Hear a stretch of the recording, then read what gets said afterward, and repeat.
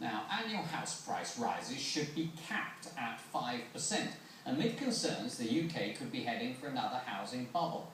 That's according to a group of leading surveyors, which claims the proposed limit would prevent buyers getting too deep into debt. It follows the Business Secretary Vince Cable's comments earlier this week that a government Help to Buy scheme could fuel an unsustainable rise in house prices.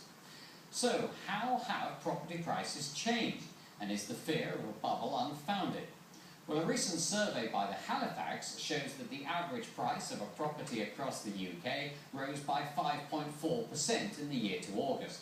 But that rise takes on a new light when compared to figures produced by the Office for National Statistics, because they say when London and the southeast of England are excluded, average house prices rose by just 1% in the year to June. Meanwhile, the Halifax survey also found that mortgage approvals for purchases, an indicator of completed house sales, went up by 10% between the first and second quarters of 2013.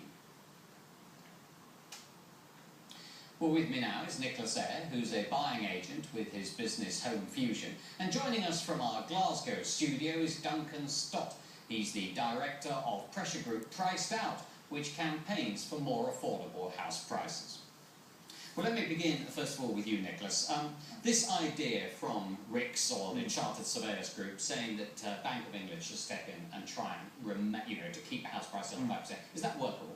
I just don't see how it can work, because they're challenged enough to manage the 2% inflation target, and then to try and manage the housing market as well. I just don't see how that can be possible to do that. But do you agree something needs to be done? I totally agree, and I think that the big problem is, in my world of searching for properties at all levels, is there's just not enough supply. We need more properties to be built and brought to the market.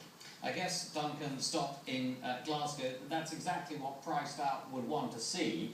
The trouble is, I suppose, where to build them. We should be building more houses in places where there's the biggest constraint on affordability. That's particularly in London, it's particularly in the south of England, the east of England, but also many other pockets of the UK, such as Cumbria, North Yorkshire, so supply is desperately needed. This particular idea from RICS won't help that at all. Capping house price rises at 5%, well, it would be alright, but we still don't want to see 5% house price rises when house prices are already too unaffordable. So you don't think it'll work either? Apart from house building, what else do you think might keep house prices down? We need to stop these crazy schemes such as funding for lending being used for mortgages, the Help to Buy mortgage guarantee scheme that's going to come in. We agree with Vince Cable that this should be dropped, and yeah, we really need to see house building, and then we'd also like to make sure that there are schemes to get empty houses into use, brownfield development, and indeed greenfield development when it's required happen, because otherwise young people are simply not going to be able to find somewhere to live. And Nicholas, a lot of people, when they hear greenfields being mentioned and the idea in the same paragraph as building, are going to shudder. That's really where the problem lies, isn't it? There just sometimes isn't the land.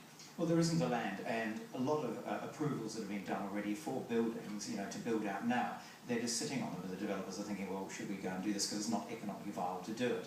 But I totally agree with your other speaker that we need to make more property available to people. It's economics 101, huge demand, low supply at all levels, not just a first-time buyer. I think would fix things. Interesting, those figures looking at London and the South East and excluding them. Yeah. Part of the problem, as I understand it, with London and the South East is there's so much money pouring in from overseas. Yeah. There's a lot of external money coming in, there's local buyers as well, and that drives it. I think that London is a market in itself. So when we do surveys, if you exclude, as and they have here, the other parts of the UK, it's just a massive growth area. I don't want to do you out of business, no. Maybe that's an idea then, to in some way make it less attractive for overseas buyers. I'm not so sure about that. I mean, in my world, my mission is to drive the price down for my buyers. That's what I'm doing. I'm not an estate agent. I'm not trying to crank the price up. Right. Okay. And Duncan, in terms of that idea that it's a lot of overseas money pouring in, people buying 2 or 3 properties to rent out to first-time buyers or to students, that isn't helping, is it? Well, it doesn't help at all, especially when the foreign buyers very typically will be left empty. So the houses are built with an idea of someone living in them to address the desperate housing need in this country. So when they're then left empty by a foreign buyer who's simply looking at the capital gain they might make on it, that's no good. And then buy to let, it's simply unfair that landlords have all sorts of tax breaks that then they can buy up the houses that would ordinarily be starter homes for first-time buyers, and then first-time buyers can't compete with the capital that landlords can bring to the market. So you think the government should be looking at a wide range of measures, very briefly then? Absolutely. I mean, the main one is get housing built. 250,000 houses per year are needed. We're only building about 110,000 per year at the moment, so we're under half of what we should generally be building. All right, Duncan. And Nicholas, so just briefly with you, we are agreeing that more needs to be built. Indeed. The problem is where, and there are other issues. Do you agree that the government should be looking at? I think definitely. I mean, one of the things is about availability of finance. If you're concerned about a price bubble, which I don't think there is one, is limit it down and be more strict about your lending. All right, that was Nicholas Ayre from Home Fusion here in London, and Duncan Stott from our studio in Glasgow. Thank you both indeed for joining us.